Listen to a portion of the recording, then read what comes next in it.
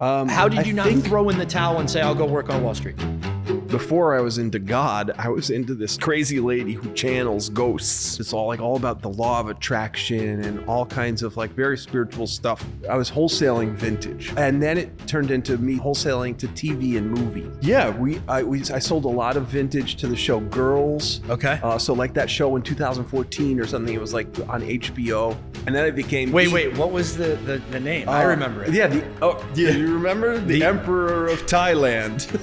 I was the Emperor of Thailand. Yes, Thank you were. For remembering How that. could you forget that? I don't know if that would get canceled today or something maybe. like that. The Chinese mafia came after me for a little bit. Really? Yeah. I've got maybe 1,000 numbers blocked. Moments of absolute desperation and a million guns to my head. There have been people who have stepped in to help me navigate unbelievably difficult times. You're one of them, just people who you can lean on emotionally, but also then people you can lean on for guidance when you're really in a pickle. As they say, there's no atheists in a foxhole. I'm in the foxhole shooting, I'm praying to God. That was an interesting chapter in my kind of entrepreneurial journey.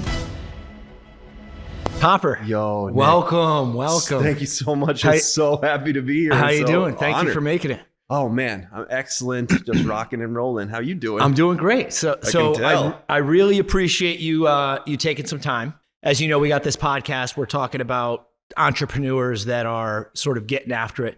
Not, obviously we talk to many people that have already sort of exited their businesses, that are older, that got a ton of wisdom.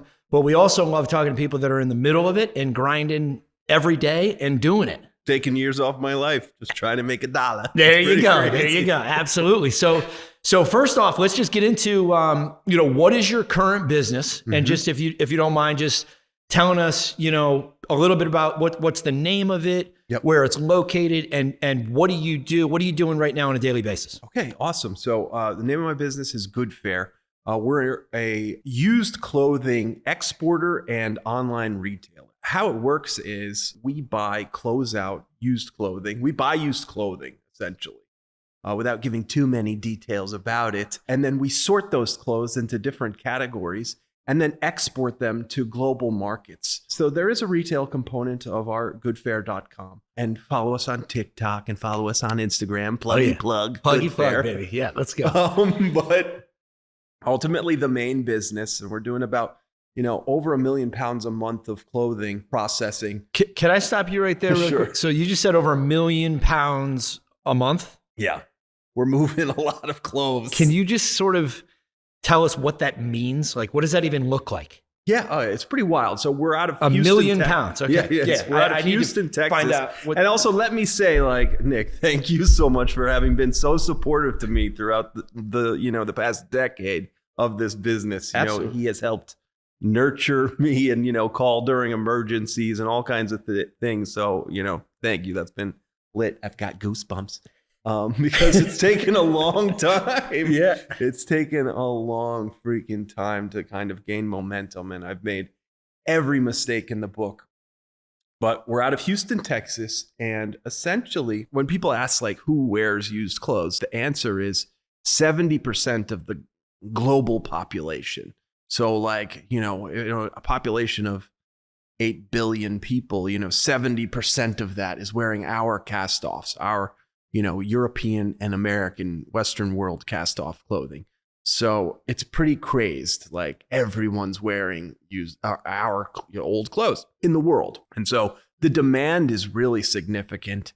And we're selling to places in Central and South America, Africa, Asia, India, Pakistan. And what it looks like is a container, like a semi-truck, like a tractor trailer rig. Those bad boys hold about 40,000 pounds of used clothes. So one big container, like what you'd see on the back of a truck. Yeah, exactly. That's about 40,000 pounds. So one container is 40,000 pounds. Yeah. Okay. And so, divide that by 1 million. Yeah. And then you basically have what we're processing on a monthly basis. And so we're sorting the clothes, we're sorting it down to the quality, we're sorting it down to the category, we're sometimes getting into the brand, stuff like that. Wow. So did it So is this, would you say this is more of like a wholesale, or is it? Yeah, we're B2B wholesale. That's really what it is. Was it always like that? No, as you know, we went to high school together, and I was kind of unhireable after college. So I started selling we used to wear neckties, to school. And so I started selling my used neckties on eBay. I remember that. Yeah, right. And then I became... Wait, what was the name? I remember it. Yeah. You remember? The Emperor of Thailand. I was the Emperor of Thailand. Yes, Thank you were. For remembering How that. could you forget that? So it started there. It started as me as the Emperor of Thailand. And then, I don't know if that would get canceled today or something maybe. like that. Could. It's a little loaded. So the Emperor of Thailand. Yeah, so the Emperor of Thailand. And how did that business go? I didn't make any. eBay? I was all eBay, but I was eBay's #1 Thai seller. Really? Yeah. Wow. It was making me a living. I was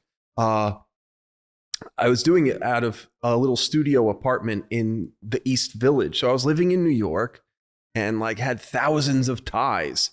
And then also crazy for, a chick to come back to the studio. Oh, absolutely. With my walls covered with a freaking Ferragamo. Were they like, what did I do? What is going on with this guy's apartment? He loves ties, totally right? wild. Totally wild. The walls covered with ties. Oh, ties everywhere, It's got 20,000 neckties on in eBay. A small apartment, right? Yeah, This probably wasn't a big... tiny little walk up on 6th Street. Oh my God. So then I was like, all right. So you were selling ties pretty well. Yeah, that definitely went well. And, but you couldn't get rich off of it. Yeah. You couldn't build a business. Yeah. You could make a day's pay. Yeah. Then I have so many. I don't know why I've stuck in this business so long. Well, yeah. So what made you? So I don't know if it's fashion or clothing. What would you call your business? I mean, is it at this point? It's like apparel. It's clothing. It's rags. There's really not much of a fashion component. There's some brand building on the retail, but it's side. more utility. It's more of utility. Okay. Yeah, exactly. And so it's serving a purpose. Recycling. Yeah. Man, the genesis of it is I was making clothes for a little bit. I was making clothes in college. I had a polo shirt brand. And then the financial crisis happened in 2008. We had some great momentum, but ultimately our stores couldn't pay us, and it became problematic. And I also realized I'm not good at manufacturing things, standing over the people in the factory. Quality control was I'm kind of a visionary, airy guy, really being able to hone in on the details of someone sewing the sleeve of a polo shirt was not my skill set. So we'd get 10,000 polos with the collars all messed up. And then don't even get me started about the Chinese mafia came after me for a little bit. Really? Yeah. How'd you dodge them? Were you just keeping I low had profile? to pay them. And I'm like, oh man, am I going to share that story? Yeah, that's just here. Take the money, right? Just get them off your tail. Yeah, no doubt. Easy way. Very easy way to get them off your tail. Here you go. Here, let's make a deal. I'll pay you. Exactly. But that was an interesting chapter in my kind of entrepreneurial journey. But so would you say the first step were the ties that were actually successful, just not big enough for you? Yes, exactly. Then you started manufacturing your own. No, it was manufacturing first. Okay. Then the ties. Okay. And then I was doing I was selling vintage to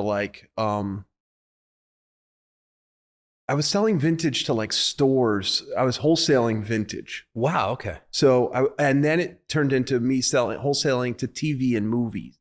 I remember you mentioned something like Right? that. So what were you?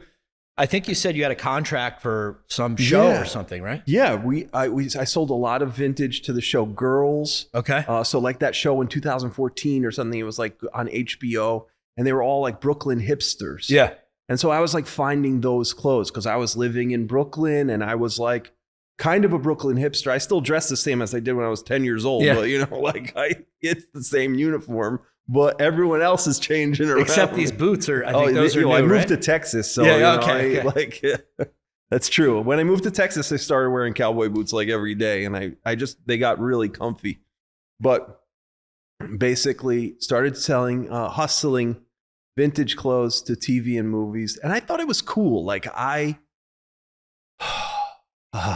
like, you know, looking back, I'm like, man, why didn't I just like hold my nose and go to Wall Street or something like that, you know, or like. Well, you were around it also, especially where we went to, you know, high school and the people we knew. I mean, that could have been an easy outlet for you. Totally. But I mean, it's, you know, your journey's been incredible. The path you've chosen. Thank you. I know, right? Somehow the path, you know, the steps have lit up.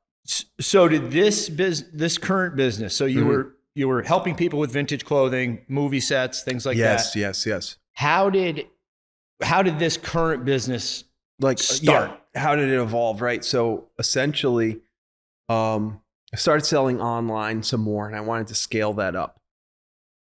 And I had a really big vision for creating an online thrift store.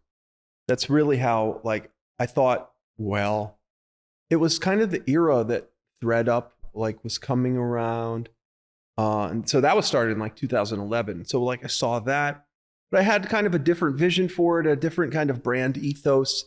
And it was also the time where there was kind of like a direct-to-consumer explosion. And I like to call that like the Warby Parkerization of everything. Wow, yeah. So like you put a really cool brand on a consumer good and kind of sell it direct-to-consumer.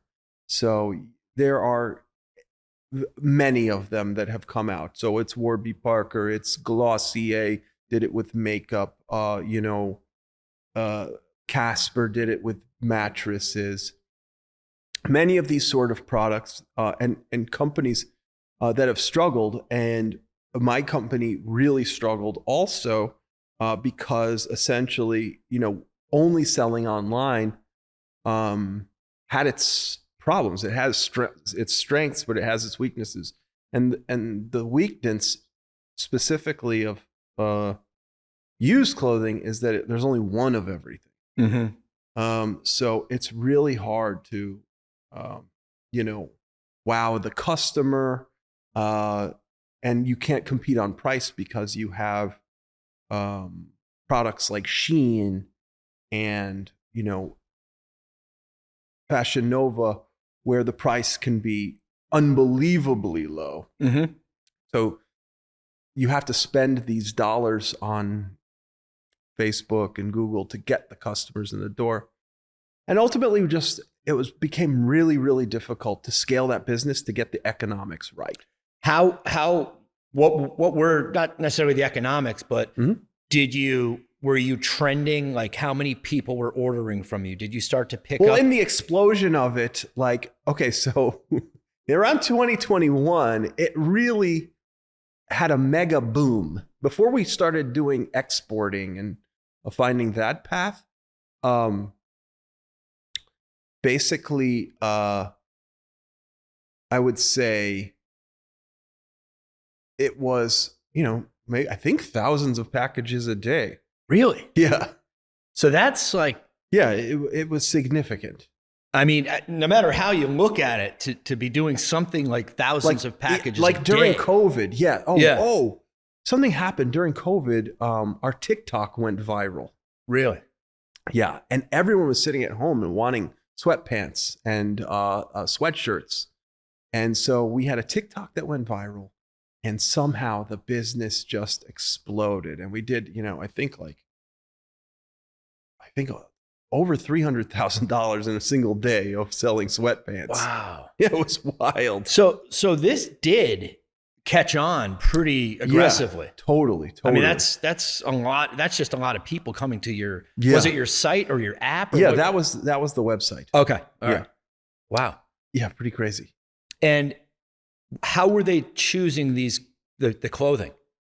So we had so goodfare.com, what we do, we sell individual items, but the bulk of that website, of our website business, turned into selling mystery bundles. So a pack of sweatshirts that are your size, a pack of used t-shirts that are your size, a pack of used sweatpants that are your size. And then we tried to wow the customer, but it's really tough to, get it right every single time. Wow. Yeah. I mean, you must have sent out thousands and thousands of packages. Oh yeah, no question. Shopify sent us like one of those, some kind of plaque when you hit 100,000 packages back, and so that was in 2021. So I think we're probably close to 1 million packages. Yeah. I mean, congratulations. Thank you so much. I don't care how you look at it. That is a tremendous success. I mean, thank you so much. It also seems like along your path, you've had success. It's not like it was total. I think it was enough to keep you going, right? Yeah, it's peaks and valleys. All right, the ties work, but it's not, getting me where I want to be. The shirts work, but I realize this so it's kind of pushing you along, it sounds like. Totally. Like I think it's an Elon Musk quote, or the guy from Sean Parker from Facebook. One of these, business gurus says, starting a business is like chewing on glass, and eventually you begin to like the taste of your own blood. Yeah. And so that's what it is. And and that's what this journey has been. So, all right. So maybe I was stupid. Yeah. Yeah. Who knows, right? Yeah. You kind of have to be a little bit of an idiot to be an entrepreneur. Yeah. To be able to take the abuse. Totally. Okay, so the final chapter, which sounds like it's right now, or not final, but the piece to the where puzzle. I'm at. So it's you were doing direct to consumer, and then how did that morph into the bulk? What a long, strange trip it's been. So yes, it has. Let's just say, was there a pivotal moment there, or? Yeah, it's kind of. I don't know if I could say that, but ultimately, I was really had my back against the wall, and like a new investor had to step in, and we had to take a different direction. Yeah, and that ultimately ended up being the right thing to do. Wow. But moments of absolute desperation and a million guns to my head. Yeah. Literally grazed. So, great segue here. So you're doing all these businesses, and I know we all have to be a little crazy. And I remember you and I talking years ago about how how much our lives sucked at the time. Totally. And how we have no money. We're joking about it. Credit card companies are on us. Oh, baby. You know what I mean? They know my number. Yeah. Did you change your number since, I hope? No, I have maybe 1,000 numbers blocked. Maybe 10,000. Yeah, it could be, right? So what, and you're really a soloist a little bit. Of course, you have help from funding along the way, from people and friends, sure, but you're really the one that's got to sort of do this. And especially when you're getting help from friends and family, it's like you feel an obligation to them. Oh, absolutely. How did you keep going? How did you not throw in the towel and say, I'll go work on Wall Street? Well, I've read a lot of these entrepreneurial books, or listened to them, or both, because I think a consistent thread that you hear from them is burning the boats, burning your boats of retreat. And I've been in these pickles. What do you mean by that? So ultimately, setting yourself up where you don't have a plan B and you can't have a plan B. So like my plan B is like flipping freaking burgers. Yeah. You know? Yeah.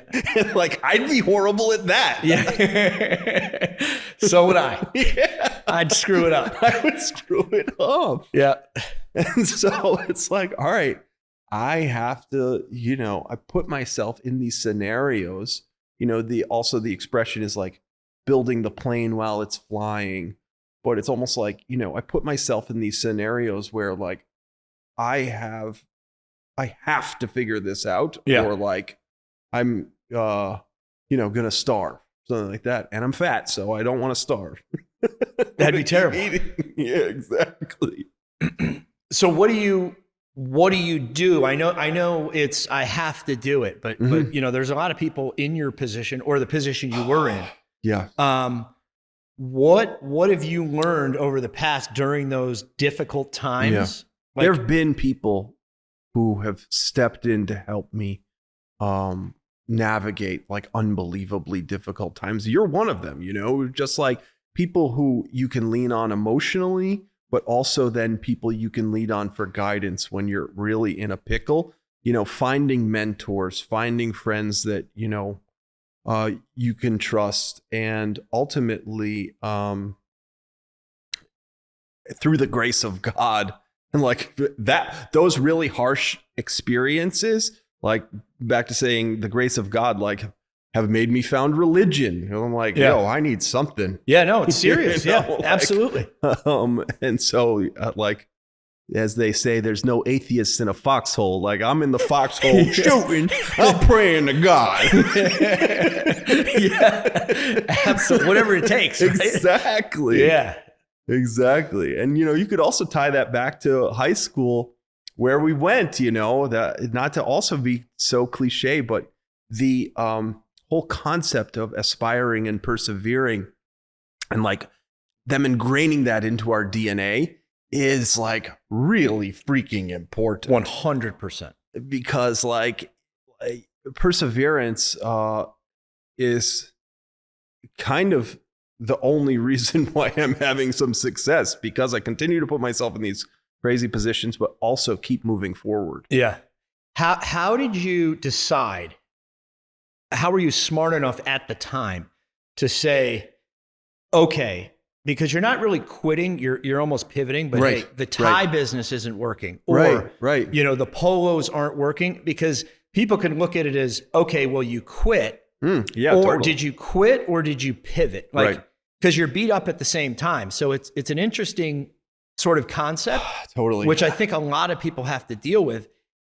Is what I'm doing what I want to be doing for the long run, and does it make financial sense? So how did you come across that pivot point? Thank you for that question. So Jeff Bezos, the God, has a famous saying that be something along the lines of being really strict or adamant about where you want to go and being very flexible on how you're going to get there.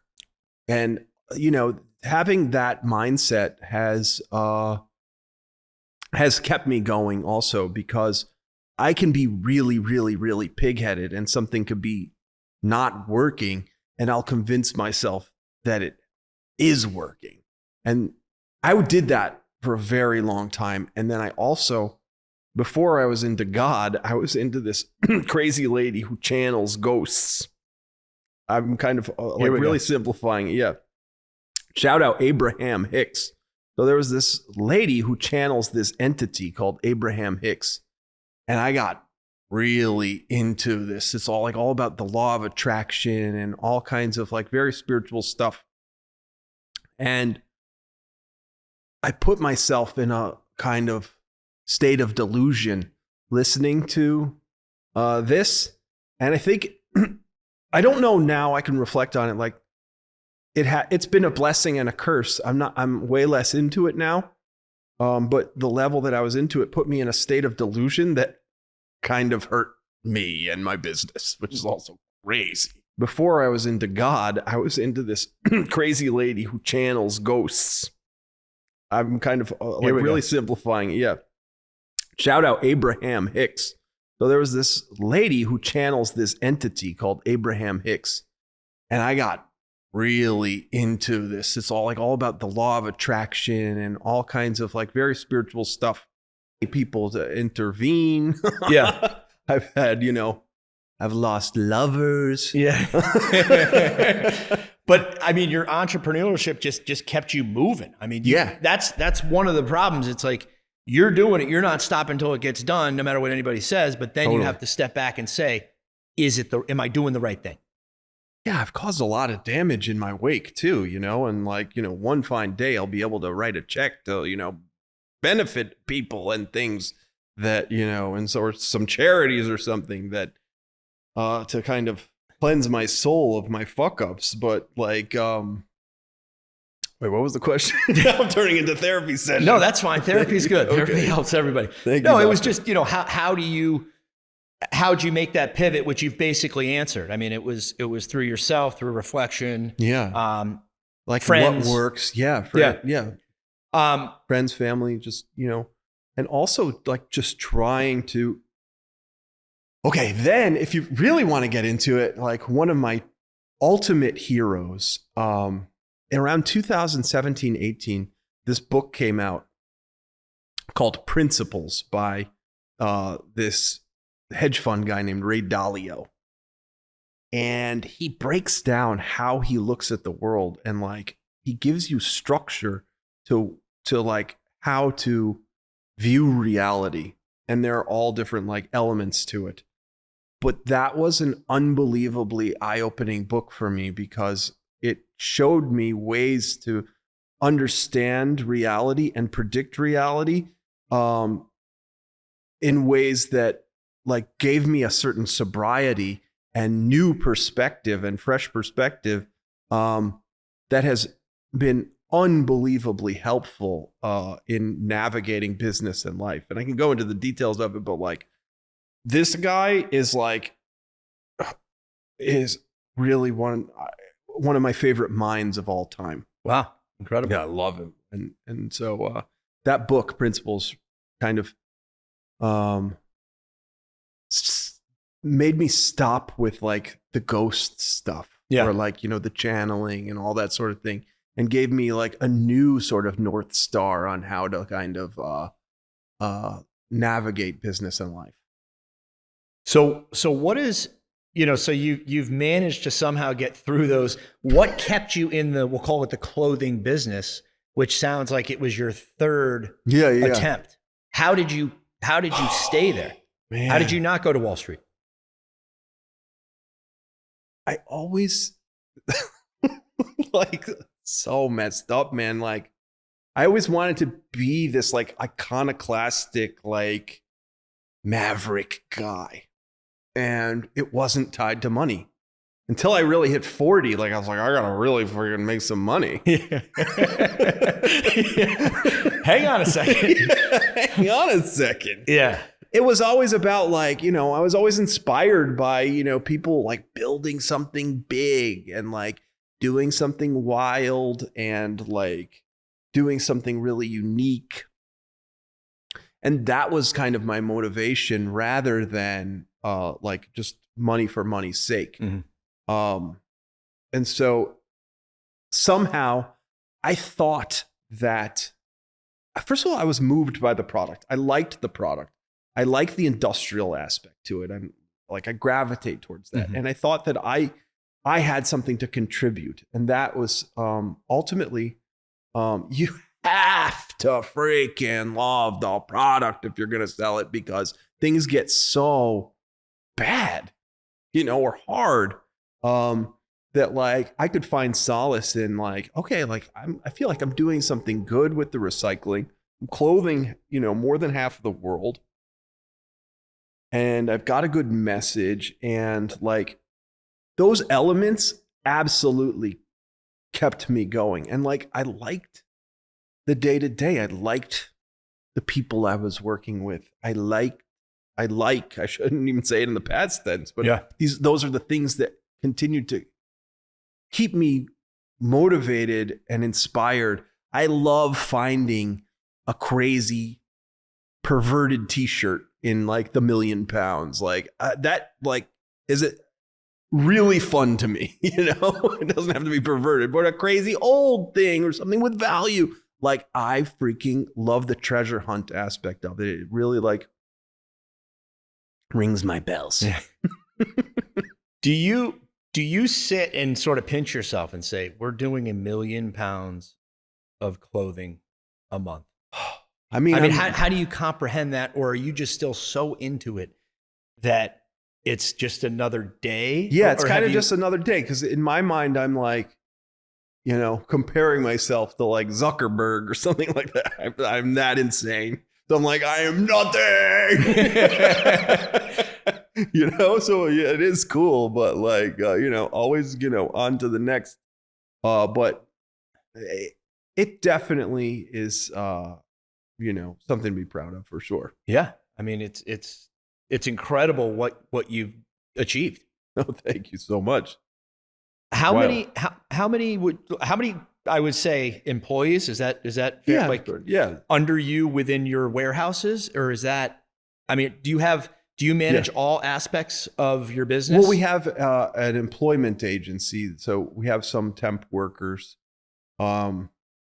Ultimately, there are, you know, different seasons, so it goes, you know, around 60 to 100 people, you know, working on the day to day to sort the clothes. So you're essentially managing 60 to 100 people. Yeah, pretty wild. You ever ask yourself how the hell that happened? I mean, right? Yeah. Well, you know, you have to hire people who can do it. Yeah.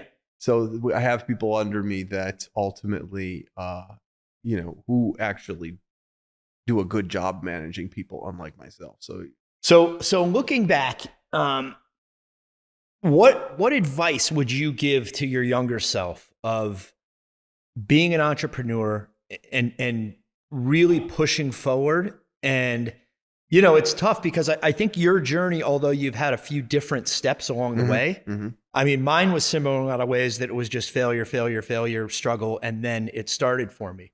Yeah. But, you know, what would you recommend, whether it's, you know, a mindset or a routine, or what would you say to the younger you on, you know, creating your own business and doing what your passion tells you to? Yeah. So I think a lot about that, or have been thinking a lot about that. And like, if I was in my early 20s, I would try to like invent something, right? Like kind of really disrupt the market and do something huge, take freaking enormous risks. Something I wish that I did, like maybe in my 30s, was there are all these online resources, especially today with AI, and being able to analyze businesses for sale. So like, for me, that to me gives you such visibility into growing addressable markets. So ultimately what it comes down to is like, there are businesses out there that you could buy to make a great living for yourself or to grow exponentially. And I think one of the most important things that like one of my other book mentors, like I read these books, these guys become my homies, guys and gals. So basically, the importance of getting into a business where the addressable market is growing. So the pie is getting bigger every freaking year, because essentially, like, you don't have to be a genius to like figure out how to kind of have success in that industry. So that's a really important one. And then I would do research to find a business that you want to get into. Like, okay, if you're past the trying to invent something new phase, like a new tech something or other, I would try to find a business or really learn the art of M&A, because I think that's what I want to do in my next chapter. Because ultimately, with M&A, you have established businesses, and you just have to bring efficiencies and growth to those established businesses. So if you find a freaking addressable market that's growing, a business that's for a few businesses for sale that, can benefit from each other's operational efficiencies and things like that. You can put them together. And we have a homie that's doing that right now that went to Avon, and I'm inspired by him. Mm-hmm. And you got to have him on the show. Oh, yeah. And so you can really build a big business doing that and, scratch that entrepreneurial itch and find something that that suits you and has good margins right off the rip. So something I didn't know getting into this business, or didn't even conceptualize. And it sounds moronic, 20 years later, 15 years later, it was I didn't understand the importance of needing a fat margin to run or build a business. I was just I want to do this used clothes thing. Here's what we're doing. Selling it. Yeah. It's wait, no, you have to actually have a product that makes money. I think you just made a really good point. I mean, you're right. I think when most people start off in business, that's kind of the last thing they're actually thinking. Yeah. It's the concept, it's the idea, but hang on a second. What are your actual margins? Yeah. Especially after overhead and all these other things. What are you doing? Yeah. Okay. What are, do you have competitors that are making money, or are the competitors struggling? Because if the competitors are struggling and you don't have some new novel way to approach the operations, you're going to struggle too. Yeah. And man, I didn't even understand those concepts. I mean, your tie business is a good example. You were the number one seller on eBay. And you were was successful. Yes. It was just the margins were minuscule. So exactly. Technically, you were very successful. It was just, And you hear all this stuff about Bezos, okay, I'm going to compete away your margin. That's his whole shtick, because he only needs to make a sliver of a percent. But it's okay, well, then that was another huge reason why that stuck with me on used clothes. It's all right, Bezos is never going to try to do this. I was if Bezos isn't going to try to do it, it's really dumb. Yeah. Yeah. Sort of, reverse engineering that idea. Yeah. Yeah. So do you feel accomplished right now? Do you have some way of thinking, hey, you know what? Okay, we've got there. It might not be everything I wanted, but we're there. Yeah, I do. Do you have any of that? I feel a sense of accomplishment, but I also feel the sense of accomplishment. But there's still a lot I want to do with my life and with this business. And I think it can still go a long way because the demand is still growing significantly. Yeah. I mean, that's amazing. So I know we could talk forever, and we're going to do this again. Amazing. But I just want to congratulate you on all your success. Thank you so much. Congratulations to you too. Well, you are really one of my heroes, baby. No. It's true. But I mean, you've grinded, and what I love and what we love to have on this podcast is the truth and to show how people are really doing it. I mean, you're being, thank you for being so open and honest about the struggle. Totally. And look, you grinded through and you're selling 1 million pounds of clothing a month with 100 employees. Yeah, it's pretty crazy. It's unbelievable. So I definitely want to continue this. And I appreciate you, helping and giving back to young entrepreneurs and giving them the insights. Awesome. Thank you so much for having me. This has been freaking amazing. I love to hear myself talk. Perfect. All right, brother. Love you. I love you. If you enjoyed this podcast, follow for more.